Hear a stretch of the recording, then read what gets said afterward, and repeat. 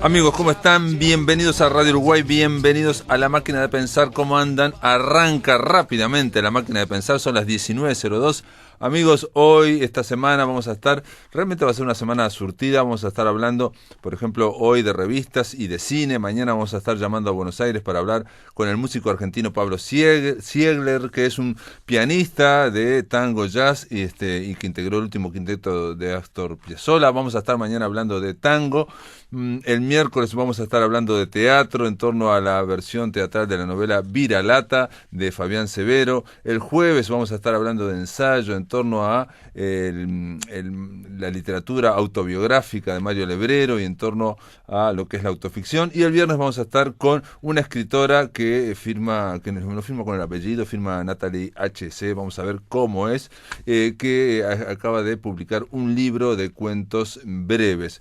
Pero hoy, en este momento, La Máquina de Pensar arranca de la siguiente manera.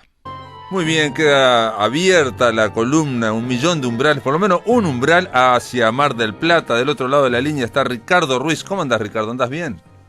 Muy bien, Pablo, acá estamos. ¿Qué tal? ¿Cómo van por ahí? ¿Cómo estás arrancando la semana? Bien, bien, y no sé en Mar del Plata, pero por lo menos aquí se terminó la ola sofocante de calor y ahora viene una ola de frío, así que estamos bien. Estamos en la misma ola de frío que en Uruguay. Sí, estamos en la misma. Sí. Esta columna en realidad hablamos de ciencia ficción, de terror y de fantasía con Ricardo Ruiz, pero más que nada es para confirmar que los umbrales de Mar del Plata y Montevideo están muy vinculados meteorológicamente al menos, porque cuando llueve allá, llueve acá, cuando hace frío acá, hace frío allá, o sea que estamos en ese sentido bastante... Es el umbral que nos une. Es el umbral que nos une, sí. Aparte del clima, bueno, pero vamos a hablar de, en serio, ciencia ficción, fantasía, terror. Planteaste que vas a hacer una columna dividida en 2 columnas porque es un tema muy amplio. ¿De qué vas a hablar? Sí, vamos a presentarle a nuestros oyentes, a nuestros amigos que nos escuchan, una serie de revistas que se encuentran en Internet, que tienen varias cositas en común, son varias, por eso lo vamos a dejar en 2 columnas. Uh-huh. Las características que tienen estas revistas, primero, en primer término, como no podía ser de otra manera en esta columna, son revistas dedicadas a la fantasía, el horror y la ciencia ficción. Las que yo voy a mencionar, hay muchísimas, la gente en las redes sociales nos puede escribir si conoce otras. Las que yo seleccioné son algunas que tienen cierta trayectoria y continuidad, así como variedad temática, más que nada porque en Internet, yo a lo largo de todos los años que llevamos nuestra revista dedicada a Stephen King, Insomnia, me he encontrado con gente que me ha escrito y a veces hay proyectos muy entusiastas, pero que duran muy poco. Uh-huh. Blogs que duran un mes, revistas que duran 2 números, canales de YouTube que desaparecen. Entonces es muy difícil ser constante en Internet y seguir, ¿no? Pues, por amor al arte, nunca mejor dicho, con este tipo de proyectos. Uh-huh. Y las que seleccioné también son revistas muy parecidas a un formato físico de revista. No son ni blogs, ni otro tipo de sitio web, sino lo más parecido, ¿no? Un archivo PDF, un archivo en algún otro formato, que es como si uno fuera al kiosco y la comprara. Exacto, se descarga, uno la descarga. Se descargan, y la lee. Se leen en línea, se descargan, uno la puede llevar, y las que seleccioné son todas gratuitas.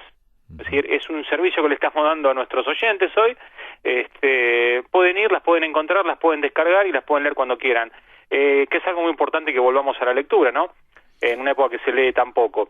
Sí, o por lo menos que se lee, digamos, yo opino que los lectores estamos ocupados muchas veces en leer redes sociales, que es algo que, obviamente Exacto. Tiene su atractivo y tiene también su enganche, pero que no deja de ser breve y sobre todo como disperso. Una cosa te va llevando a la otra, lo cual es notable, digamos, porque uno a través de redes sociales llega a temas que no los buscaría en Google, o no los buscaría en tal lado. Exacto. Pero en el caso de las revistas estamos planteando otra forma de leer, que es, tomarse un tiempo, leer algo de 2, 3 páginas y que tiene que ver en torno a una temática.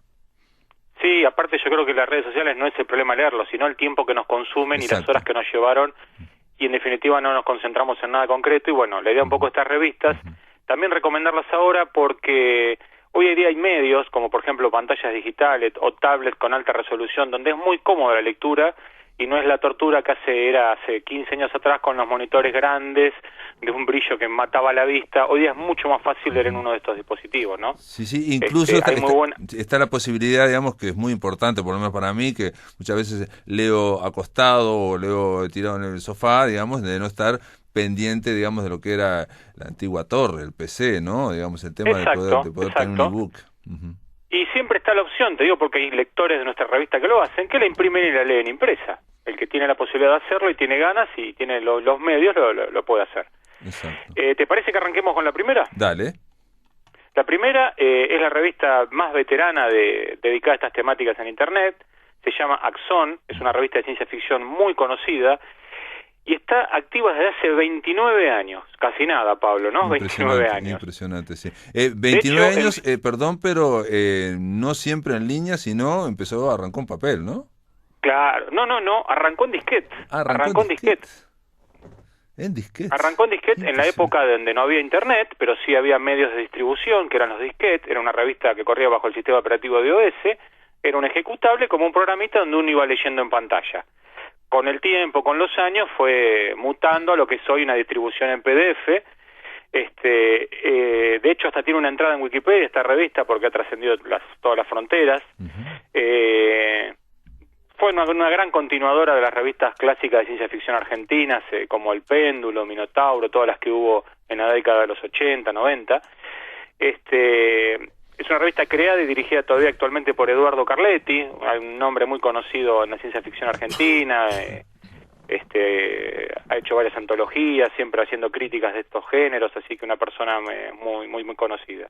Y perdón, pero está Carletti, pero y no hay nadie más. Yo recuerdo, ahora se me ocurre, Sergio von Hauptmann, ¿no estaba también? Bueno, Sergio Gaud-Belarman también estuvo en una época, colabora mucho. Sí, todas las grandes figuras, es imposible nombrarlas a todas, han pasado por esta revista. Fernando Bonsembiante fue otro de los creadores junto con Carletti. Y ha tenido muchos hitos esta revista, como por ejemplo la publicación de un libro entero, de una novela entera de Carlos Gardini, un escritor argentino de ciencia ficción ya fallecido. El libro que se llama El libro de la Tierra Negra salió en papel, pero anteriormente había sido publicado en entregas en Axon. Así que, bueno, es la primera gran recomendación. La página es axon.com.ar, es muy fácil localizar estas revistas en Google hoy, poniendo Axon con doble X, ¿sí? Axon. Van a encontrar los 288 números de esta revista, los últimos en PDF y los más antiguos en el formato de descargable para iOS, ¿no? Pero es una revista también que ha tenido mucha divulgación científica, mucha discusión cinematográfica, realmente una revista para destacar. Sí, Axon, reiteramos, es sin H-A-X-X-O-N,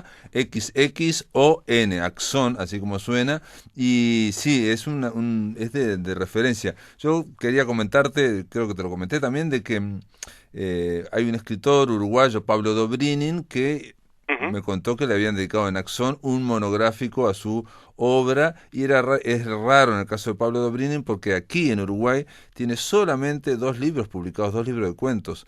Toda su producción ha sido publicada a nivel digital en sitios como estos o revistas como las que estamos mencionando. Y en el caso de Pablo Dobrynin es doblemente importante porque por un lado tuvo esa salida, tiene una extensa publicación en distintos lados, y por otro lado en diciembre pasado, ganó el primer Premio Nacional de Literatura en Uruguay por su libro que se llama El Mar Aéreo, un libro de cuentos realmente muy recomendable, publicado por Fin de Siglo, que está entre la fantasía y entre la ciencia ficción. En realidad no es muy específico, pero está en ese ambiente. También tiene algo Lovecraftiano, digamos. Es muy interesante. Bueno. Son 6 cuentos. Y bueno, está bueno que siempre los libros de cuentos pierden frente a las novelas, que haya ganado el primer premio nacional de literatura, ¿no? En Uruguay, ¿no? Y más de estos géneros, así que bienvenido sea, ¿no? Que le dé prestigio a estos géneros que a veces están tan vapuleados. Exacto. Sí, y otro detalle, simplemente para decir que en Axon en su momento publicaba también un escritor que también vivía uruguayo, que vivía allá en Buenos Aires, y que era un poco marginal, si se quiere, que se llamaba, tenía un nombre muy raro, Tariq Carson. Tariq Carson era en realidad Tariq Carson da Silva es su verdadero apellido. Y bueno, Tariq Carson falleció hace un par de años, en el 2014, pero lo llegué a entrevistar, hablamos y encontré en Axon que tenía hasta una especie de novela corta o cuento muy largo publicado, digamos. Qué bueno, no lo conocía, así que lo voy a agendar para seguirle la pista. No es alguien de ciencia ficción, bueno, está en un momento de Tariq Carson, sino que es alguien de la parte fantástica, ¿no? Es muy bueno, claro, Tariq Carson. Sí. Bueno, sigamos. Bueno, vamos a pasar a la segunda recomendación. Es una revista que se llama Círculo de Lovecraft. Se la encuentra en una página web que es circulodelovecraft.blogspot.com. Ahí hay un blog con un montón de información y la descarga para bajar. Está también disponible en Lectu. Lectu con K es un portal donde hay muchos libros y revistas gratuitas, también recomendable, lectu.com. En cualquiera de los dos lugares van a encontrar la versión en PDF de esta revista, que va por el número 11, que empezó hace un par de años.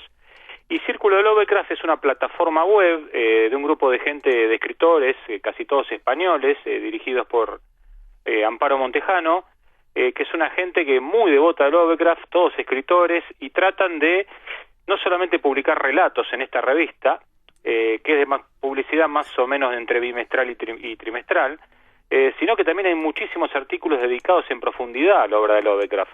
Por ejemplo, Diccionario de los planetas y las estrellas de los mitos de Lovecraft. En el número 2 están las obras que influenciaron al Necronomicon, que son relatos viejos e incluye estos relatos clásicos. Algunos números de esta revista superan las 300 páginas, o sea que estamos hablando de unas recopilaciones y unas antologías realmente muy profundas y muy interesantes, más que nada para el que le interesa todo lo de Lovecraft y la fantasía, ¿no? Claro. Se mueve más que nada en ese tipo de horror, el horror cósmico que varias veces hemos traído a esta columna. Realmente es una segunda recomendación, es muy buena y hay muchísima ficción y ya digo artículos relacionados con la obra de Lovecraft, con todos los autores del Círculo, no solamente con él. Así que... Sí, aclaremos que si uno pone Círculo, porque me pasó el Círculo de Lovecraft, también hay una entrada a Wikipedia que explica que el Círculo de Lovecraft eran toda una serie de discípulos que tenía este escritor, que es un caso único en el siglo XX. Que ampliaron los mitos que creó él. Claro, o sea, en el siglo XX, donde los escritores cada uno quiere ser su propio estilo y ser individual y generar toda una narrativa, en el caso de Lovecraft ocurría al revés, digamos, un montón de gente quería ser de alguna forma amigo, discípulo de Lovecraft para continuar la propia mitología, la propia narrativa creada por Lovecraft, ¿no? Sí, antes de pasar a la tercera recomendación de esta columna de hoy, lo que quería decir es que el material que se consigue generalmente en estas revistas, estos temas, no están en otro lado. Es muy difícil encontrarlos a veces en libros, y no hay revistas en los kioscos, de revistas de papel que traten estas temáticas. Puede haber alguna por ahí independiente y eso, pero por eso es importante también que los lectores que les gustan estos temas se acerquen a estas revistas, porque no van a leer solamente ficción, van a encontrar artículos, van a profundizar en obras. Son lecturas muy enriquecedoras, ¿no? Sí, veo que... sobre todo abren puertas porque dan a conocer a autores que de otra manera no publicarían nunca.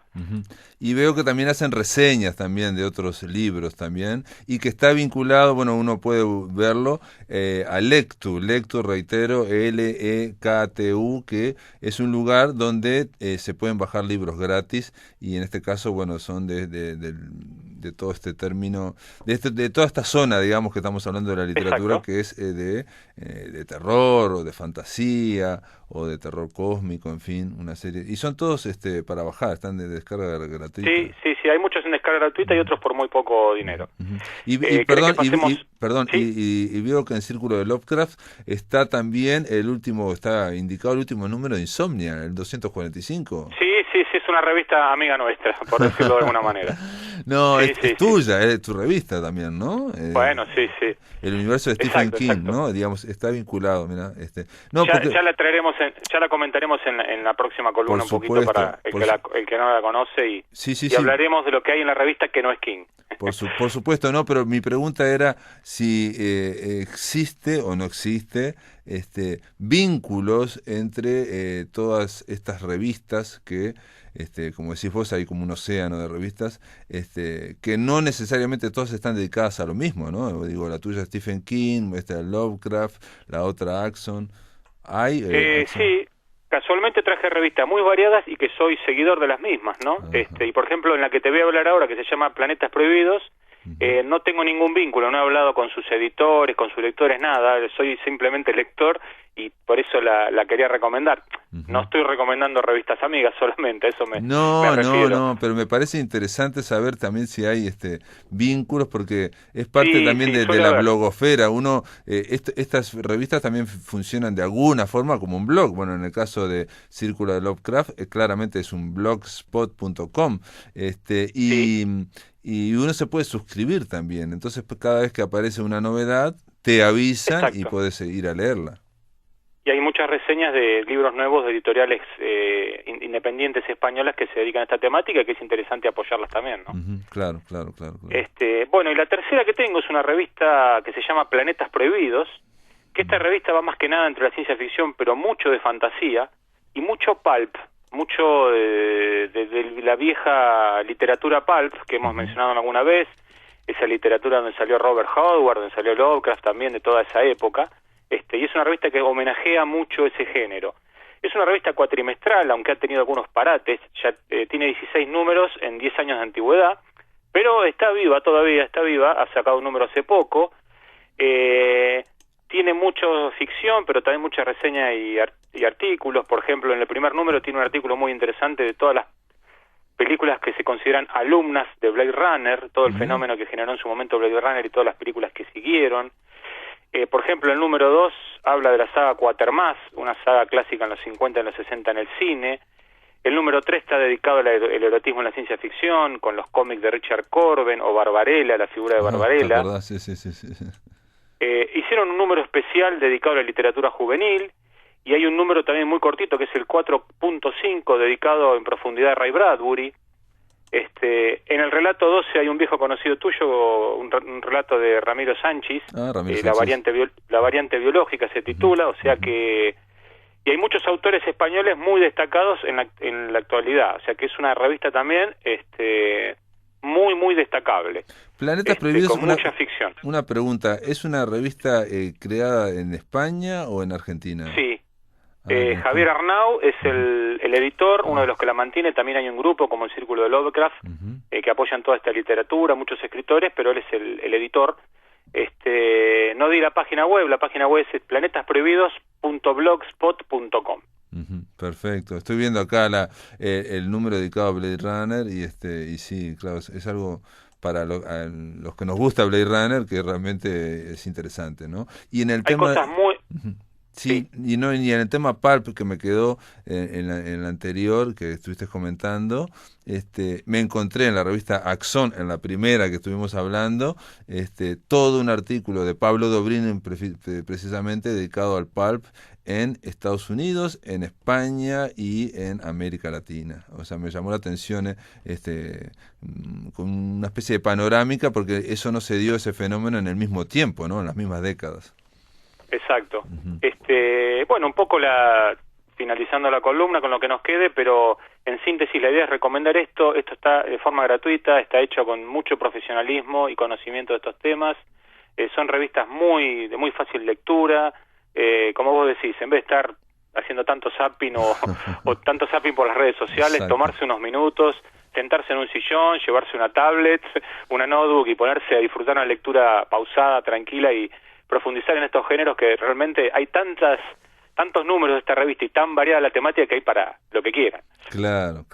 Estoy viendo ahora, por ejemplo, la de Blade Runner y claro, hacen links a otras cosas, digamos, Blade Runner, pero va a Frankenstein, obviamente, a Mary Shelley, pero también va a algo que vos creo que mencionaste, Robots Universales. Sí, lo hablamos acá. Lo hablamos Sí. Veo que te enganchaste, Pablo, ya. Sí, realmente está muy bien, está muy bien, por lo menos planetasprohibidos.blogspot.com.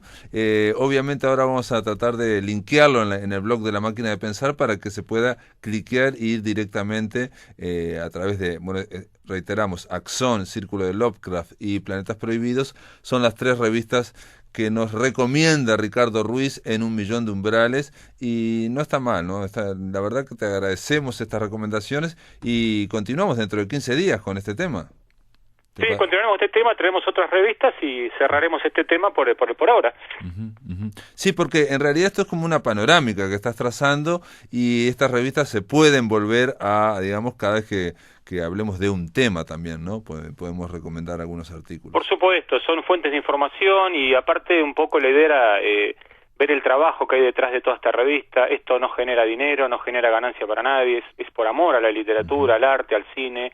Y es importante que la gente lo lea, lo comente, ¿no? Es lo mejor que le puede pasar a todas estas personas que hacemos revistas en internet y queremos retroalimentación por parte de los lectores y saber que esto se difunda, ¿no? Porque hay un montón de cosas que a veces, si uno no las da a conocer, valga la redundancia, no se conoce. Sí, o también a veces hay una lectura que, bueno, queda como en clics o en gente que visita, pero uno no sabe esta cuestión de internet, ¿no? De repente, bueno, atención, un detalle simplemente para hablar de Axon, ahora lo cerré, lo acabo de cerrar, pero Axon dice, entre otras cosas, que lleva 50 millones de visitas ya, ¿no? Una cosa así. Sí, es realmente estamos admirable. Hablando de algo muy muy grande, por lo menos en idioma español, ¿no? 50 millones de visitas, es muchísimo. Ricardo, gracias por la recomendación y dentro de 15 días abrimos 1 millón de umbrales para ver qué nos traen. Sí, y me quedo por acá a escuchar al amigo Umpierres a ver qué películas españolas nos trae, ¿no? Sí, va a hablar de 2 películas o varias películas españolas, Wilmar Umpierres, entre ellas una que está en Netflix, que es recomendable, que 7 años, está muy bien, y no es una gran película, pero a veces se agradece que una película que es un largometraje dura 75 minutos solo, o sea, eso hay un trabajo atrás de no alargar las cosas y tratar de decir lo justo, ¿no? En fin, Ricardo Ruiz, te mando un abrazo grande y gracias por todo, ¿eh? Nos vemos pronto, Pablo.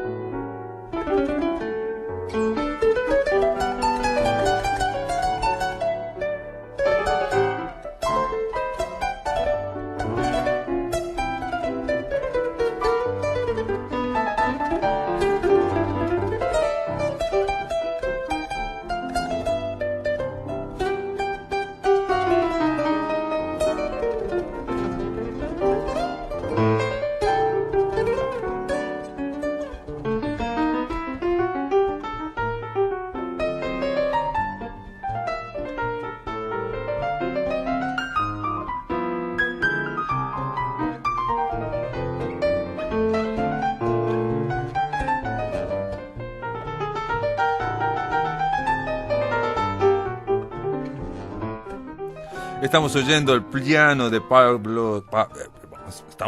piano de Pablo Ziegler, Pablo Ziegler es un músico, un compositor que viene a Uruguay para presentar su disco Jazz Tango, precisamente estamos escuchando un tema de ese disco. Con ese disco ganó el premio Grammy al mejor álbum de jazz latino y va a estar este viernes 1 de marzo en el Auditorio Nacional del Sodre. Va a estar, va a abrir el show el dúo Hugo Fatoruso y Albana Barrocas. Y bueno, con Pablo Ziegler mañana vamos a estar conversando aquí en La Máquina de Pensar.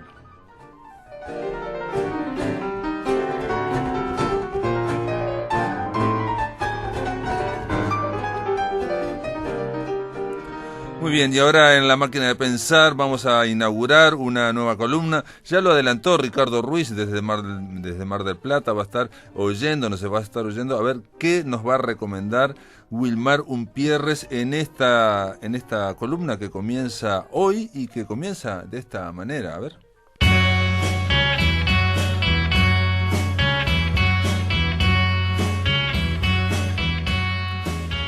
El vuelo del cuervo se inicia. ¿Cómo le va, Wilmar Umpierres? ¿Anda bien? ¿Cómo le va? Bien, contento. Bueno, empezamos ahí el vuelo del cuervo. Sí, arranquemos. Arranquemos y esperemos estar a la altura de las expectativas. De las expectativas. Bueno, hay mucha expectativa, Usted anunció que iba a hablar del cine español actual, sí. Pero yo le quiero preguntar antes, es necesario. Es inevitable. Es inevitable. Ayer hubo una ceremonia de los Oscars que realmente fue diferente, no hubo presentador, fue mucho más fluida y mucho más rápida que las anteriores. Sí. Uno la veía rápidamente, que es lo que quiere ver quién gana quién, básicamente, y nada más. Es eso. Y para mí me gustó que estuviera sin presentador, fue mucho más rápida, una hora menos casi. Si quisieran testear cómo funcionaba esto, creo que el resultado fue óptimo. Sí, yo creo que funcionó, y aparte se sacan el tema de encima de lo que dijeran los presentadores hace 9 años en un tuit, por ejemplo, ¿no? Correctamente político o no, no importa. En este caso se soluciona ese inconveniente. Exacto. Digamos. Bueno, la sorpresa de la noche yo creo que fue darle el Oscar a la mejor película a Green Book, ¿no? Sí, y incluso la propia Julia Roberts parece que se sorprendió al leerlo, ¿no? Creo que no se esperaba para nada eso. Y está bien, realmente está bien, porque si uno lo mira con cierta perspectiva, está bien. Digo, es una película sólida. De todas formas, aquí en la previa, vos dijiste, ¿no? Estuvimos diciendo que Vice y La Favorita eran como las dos películas más... Era como un poco el contrapeso de lo que era El Caballo del Comisario, que era Roma, evidentemente. La primera sorpresa fue esa, sin duda. Y está bien, en definitiva está bien que se la haya llevado, porque es una película que se sabe defender, tiene muy buenas actuaciones, fundamentalmente. Grandes actuaciones y un muy buen guión, ¿no? Pero sé que, da la impresión, por lo menos los mexicanos que estaban transmitiendo dijeron, ¿es mejor que La Favorita? Y la otra dijo, no. ¿Y es mejor que Vice? Y la otra dijo, no. A mí cada vez que me dicen eso, me acuerdo que Scorsese perdió con Chicago, o sea, con Pandilla de Nueva York, perdió con Chicago. Una vez que pasó eso, ya está, todo es posible. No, y Apocalipsis Now, que perdió también. Si ponemos a hacer una tarea arqueológica respecto a atrocidades que han ocurrido en el mes de febrero, esto es es un tema menor. Pero bueno, está bien, en definitiva. La primera gran sorpresa para mí fue que la ceremonia no me aburrió. No. Fue fluida. Ese es el primer elemento sorpresivo. Más allá de la cara que puso Spike Lee, que se ve que se molestó el momento de que premiaron a esta película, puso cara. Bueno, Spike Lee puso cara de Spike Lee, probablemente. Claro. Él quiere, es un vivo. Ganó como guionista y subieron 7 guionistas ahí y se puso a leer algo que, digamos... Y bueno, dijo, no me muestren el reloj, y se leyó 4 páginas, 4 folios. Eso es Spike Lee. Es Spike Lee, claro. Además de ser un director bastante importante, un tipo que ha hecho buen cine también. Ha hecho buen cine, pero para mí Black Clansman para mí no tiene la es talla. El tesoro que se decía, el masterpiece, se habló de una obra maestra. La verdad es que cuando se comenzó a hablar de esa película, prácticamente que el cine se estaba reinventando con esa película. No creo, y realmente es una película que naufraga dentro de su propia pretensión, digamos. No es más que eso, punto. Y después, bueno, Roma ya dije que a mí me parecía una película que tenía algunas fortalezas, pero a mí es una película que no me llegó a conmover, digamos, de esa manera. Sí. El tema es, bueno, uno no dice que es mala, el tema para mí es si te funciona o no te funciona. Exacto, ¿no? Como espectador, ¿no? Si vos lográs conmoverte con esa película y lográs que fluya de determinada manera, bueno, la película habrá cumplido con su objetivo. Claro. A mí no me pasó eso. Sí, bueno, a mí tampoco. Definitivamente no me pasó eso. Y me ha pasado con películas muy chiquitas, muy pequeñas, aparentemente sin mayores pretensiones, pero con esta película que es muy suntuosa, que está muy bien hecha, etcétera, etcétera, a mí no me ocurrió. Sí. O sea y después también Bohemian Rhapsody, que bueno, Rami Malek lo había anunciado yo acá, y bueno, no lo había anunciado yo, en realidad lo había anunciado todo el mundo, pero bueno. En realidad. Pero una gran actuación, para mí es una gran actuación de Rami Malek. Está muy bien, creo que está bien que se lo... A mí me quedo con la lástima, la pena. Christian Bale.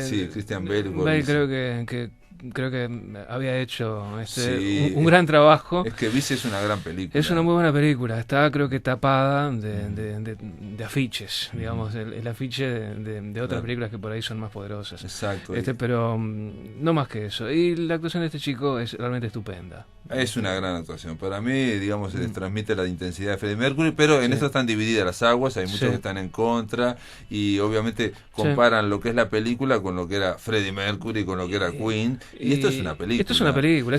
Y él hace la recreación de Freddie Mercury, pero no lo imita. Está haciendo no lo está imitando. Él recrea. Es una película, es un cine. O sea, no tiene por qué ser milimétrico y es exactamente igual que Mercury. No es la idea. No, y sobre todo lo que uno quiere de una película, creo que de cualquier obra de arte, es la intensidad, ¿no? Eso es, digamos. Un detalle respecto al tema del Oscar, que no estoy inventando la pólvora ni haciendo un gran descubrimiento arqueológico con esto. El cine cada vez más se decide en los despachos de los banqueros. Definitivamente, como toda gran industria y de influencia masiva y galáctica, como es el cine, se decide cada vez más en los despachos de los banqueros. Pues es que y pensaba en el caso de Netflix, que creo que invirtió algo así como $15 millones para Roma, para producir la película, pero invirtió 25 para promocionarla, o sea, para convencerte de que tenías que ver Roma. O sea, no es nuevo este fenómeno, pero me parece que eso habla bien a las claras de cómo es que funciona todo esto. La misma empresa que decidió no apoyar de la misma manera a la última película de los Coen, por ejemplo. Claro. Que me parece a mí que con un poquito de esfuerzo la de los Cowboys, se podía meter perfectamente en este grupo de películas, porque me parece que no es ni más ni menos que ninguna de las que estaba nominada. Y entonces ahí es donde el dinero decide a veces dónde ir, y el dinero decide a veces de la manera en cómo influye. Esa es la gran diferencia con el Hollywood dorado también, porque los productores y los dueños de los estudios, que tenían acceso a los bancos y que eran tiranos y bla bla bla, era gente que sabía de cine. Por supuesto. Y estos son contadores y gente de marketing que no necesariamente sabe de cine. Claro. Yo acabo de leer la autobiografía de John Huston, que la recomiendo, se llama A Libro Abierto, es increíble, y él menciona que a fines de los años 70 lo que es la economía se fue trasladando hacia los actores por los agentes, ¿no? Claro, entonces por los porcentajes de ganancia, entonces dice se inflaron los sueldos de los actores, y por otro lado fue cada vez más necesario buscar exenciones tributarias, impuestos, cómo hacer para hacer que rodara la película, y entonces ahí empezaron los contables a tener mucho más, los contadores, y al final terminaron dominando todos los contadores. A eso le agregamos los publicistas también, ¿no? Que es el otro porcentaje, que es, como vos acabas de decir, hasta los 90 el costo de una película era igual al marketing, ¿no? O sea, yo gasto 20 millones en uno y 20 millones en marketing. Ahora supera casi el doble o el triple, ¿no? Entonces tenemos que por un lado a la gente publicista, por otro lado a la gente de la contabilidad, y por otro lado los grandes sueldos de los actores, y ahí dice, y el tema es que quién sabe de cine. Vos fíjate que cuando Brando hizo Superman, que fue apenas un cameo, una cosa de nada, cobró $1 millón, ni un dólar más, ni un dólar menos, $1 millón. En aquel momento se consideró disparatado. Exacto. Bueno, eso es lo que cobra cualquiera de estas estrellas por un día de trabajo. Exacto, eso sí.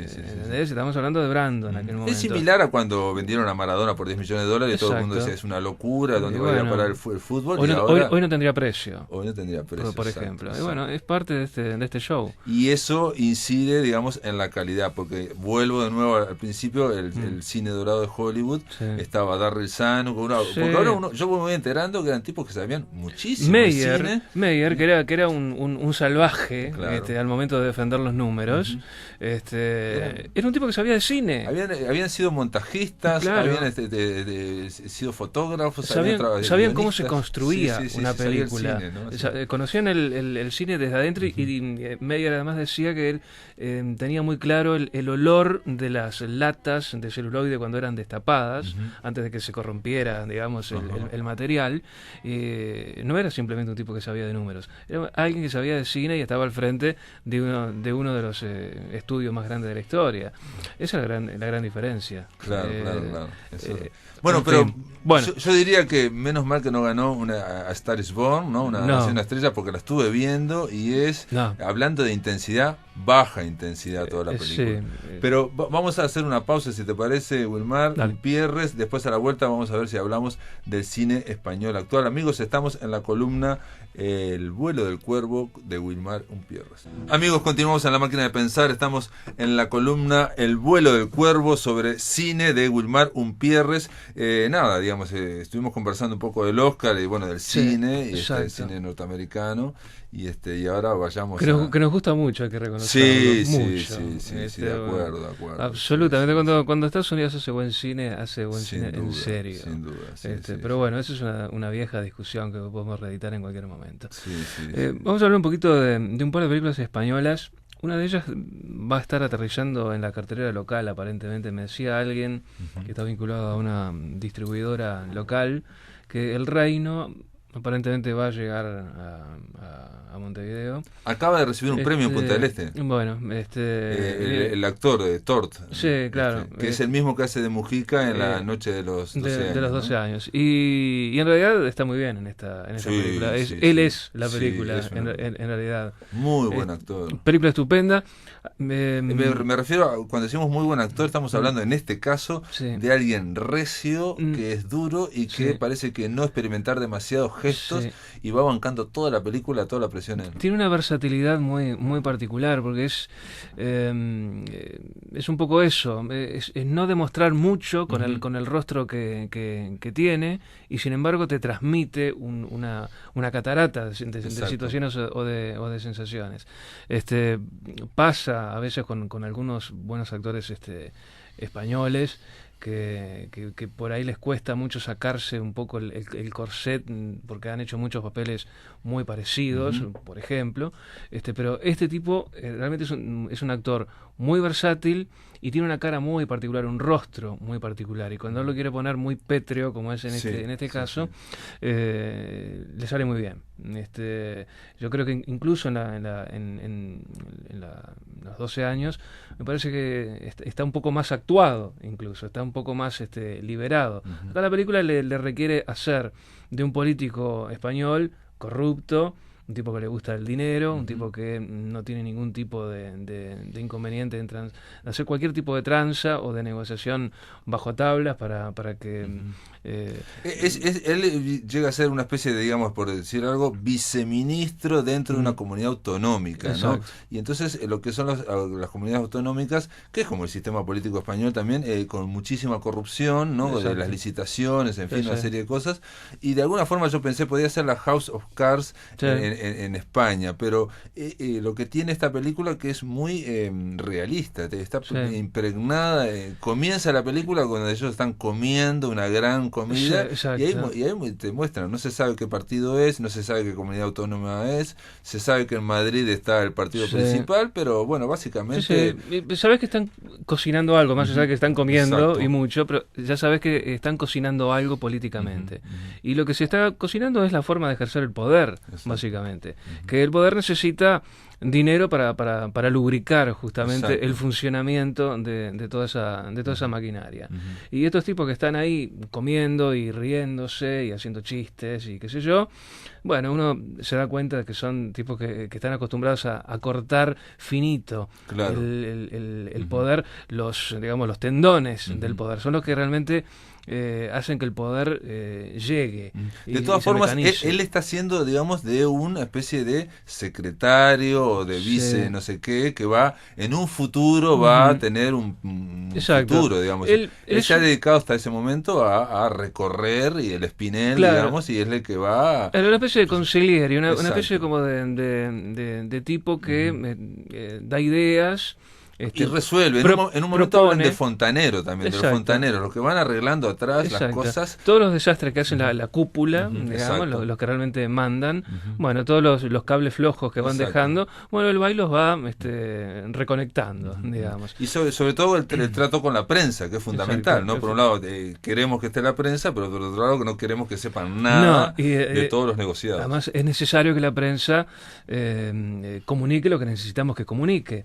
Por eso está bueno el final o el remate de la película, y no estoy spoileando nada, porque ahí queda claro el papel de los grandes medios, fundamentalmente de la televisión. Cómo es que si aparece en la televisión es ahí cuando realmente ocurre. Si no está en la televisión, no pasa nada. Pero dentro de ese juego local se abre el tema de la geopolítica. Hay unos chinos dando vueltas por ahí, inversiones que vienen de Asia hacia España, y España, que es un país increíblemente corrupto.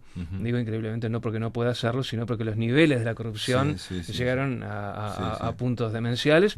Digo, cayeron gobiernos. Por pero aparte un detalle que está muy bien, la película tiene un ritmo de thriller político, realmente es impresionante cómo va avanzando, porque obviamente en la medida que se va complejizando todo, se va complicando, ahí ya sabemos lo que pasa en política, ¿no? El que queda en offside, digamos, el que queda, alguien tiene que pagar los platos rotos, y entonces siempre tiene, o sea, esto lo va a pagar alguien, siempre. Exacto. O sea, esto lo paga. ¿Y qué pasa cuando tenés que pagarlo vos y vos no querés pagarlo? En fin, entonces, digo que es un poco el típico thriller político. Ahora, lo que te muestra también es, por un lado, lo que sí fue esa corrupción del sistema político español, y por otro lado, está muy bien, me parece a mí, el hecho de no complejizar demasiado. Se habla mucho, pero son estupideces a veces por las que caen, digamos. Exacto, sí. O sea, no es una gran conspiración. Por ejemplo, yo pensaba el PP, por ejemplo, en la actualidad, en la realidad, por eso yo creo que lo sacaron un poco de ahí, empieza a caerse porque hay un sastre que no le pagaron unas boletas, y el sastre habla con un periodista y vos decís, ¿cómo puede ser que siempre pasa eso? Millones y millones de euros y no le pagaron el sastre? Si no es una mujer despechada, es alguien que se quedó con un vuelto, que son 3 pesos, en realidad son 2 monedas al lado del volumen de dinero que han manejado, y caen por eso, por las pequeñas los pequeños detalles. Yo creo que Rodrigo Sorogoyen, que es el director de esta película, y que además demuestra tener un pulso narrativo realmente estupendo, ella había demostrado en Estocolmo, una película de hace 3 o 4 años, que también era una película bastante sólida, y se mete con la política de España de hoy, porque no es algo que haya ocurrido, sino que está ocurriendo todavía hoy.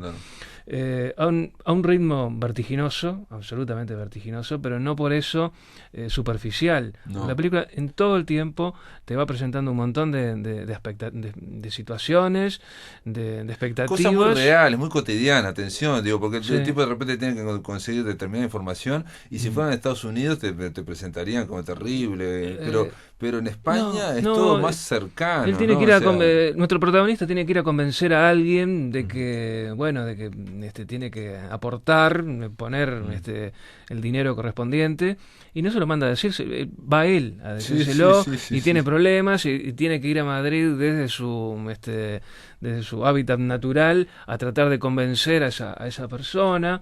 Después tenés, por supuesto, que la vida cotidiana, la vida familiar que se ve trastocada, etcétera, etcétera.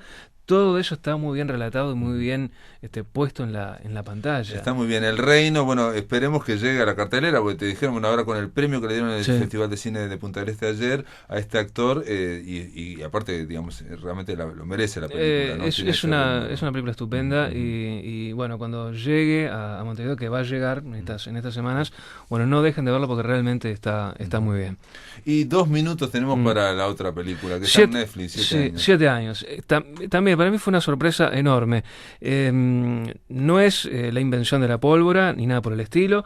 Son 4 personas, 5. 4 paredes y 4 personas. Dentro de una habitación y están decidiendo a ver cuál de ellas, porque son las cabezas de una empresa muy exitosa, informática, sí. una empresa de electrónica, de informática. Bueno, la macanearon por una plata que también por la tributaria, la DGI apareció, exactamente. Y entonces les va a caer 7 años. Exacto. Entonces, o pueden caer los 4 presos con 7 años, o uno. O lo lógico es que quede uno, exacto. Que uno diga, y entonces, ¿cómo decidimos? Ahí porque ahí no hay democracia, ahí no se vota. Ahí tiene que uno asumir la responsabilidad de todos. Exacto. Va a ir preso durante 7 años. Claro. Es brillante. Y contratan una quinta pata que es un mediador, y bueno, realmente está basada digamos, en esa tensión que puede haber entre esas 4 paredes, ¿no? Exacto, y está muy bien logrado. Está en Netflix, véanla, porque realmente es un ejercicio cinematográfico bastante fluido.